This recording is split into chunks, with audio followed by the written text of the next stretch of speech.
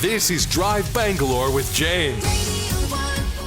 Hey guys, it's me Jane on Drive Bangalore on 94.3 Radio 1. I'm kind of excited about this because I think you guys can totally go to Chichen Itza. And when I say Chichen Itza, you're like, Jane, I want to go now because it's so bored at home, bored in the house, and in the house bored. You know, that thing that's been trending all across social media, on TikTok and everywhere else. Well, I would say, don't worry, you can stay bored at home right now because we are flattening the curve. You and I are working from home and making sure we do this together, we last this together, and we really flatten the curve. But in the meanwhile, who's to say you cannot travel with your mind? Set your soul free with a very special guest. She's the vice president of an asset management company. She's been a friend, a really dear friend for the last decade. Someone who's really agreed to do this because she has herself opened the treasure trove of her memories. She's a traveler. She's traveled to 21 countries. And I know every year, whatever money she makes, apart from, of course, the savings that everyone does, she makes sure that she travels to yet another destination and discovers the world one country at a time.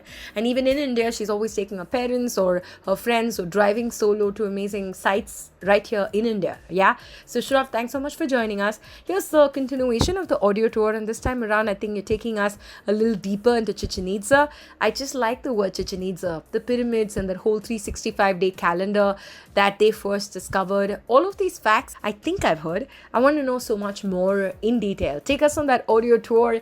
Continue it, love, as we wait for World Heritage Day and of course for the end to this lockdown so we can put all these amazing places on our bucket list and continue to travel and explore this world as it should be. Thanks so much, Rob, for joining us.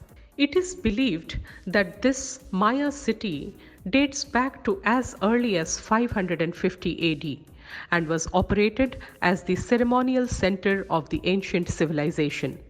The Mayans were also believed to practice human sacrifices. Incredibly, twice a year on the spring and autumn equinoxes, a shadow falls on the pyramid in the shape of a serpent. As the sun sets, this shadowy snake descends the steps to eventually join a stone serpent head beautifully carved at the base of the great staircase by the side of the pyramid. What an astronomical and architectural brilliance! In fact, I just spotted an impressive and sophisticated observatory structure here on the site. Devising a 365 days calendar was just one among the many feats of Mayan science. Archaeologists suspect the presence of two more pyramid structures inside this big temple of Kukulkan. Earlier, visitors could climb on top of the pyramid of Chichen Itza and could go inside the chambers of the temple. But now, the climbing access is completely closed after a few accidents which took place here.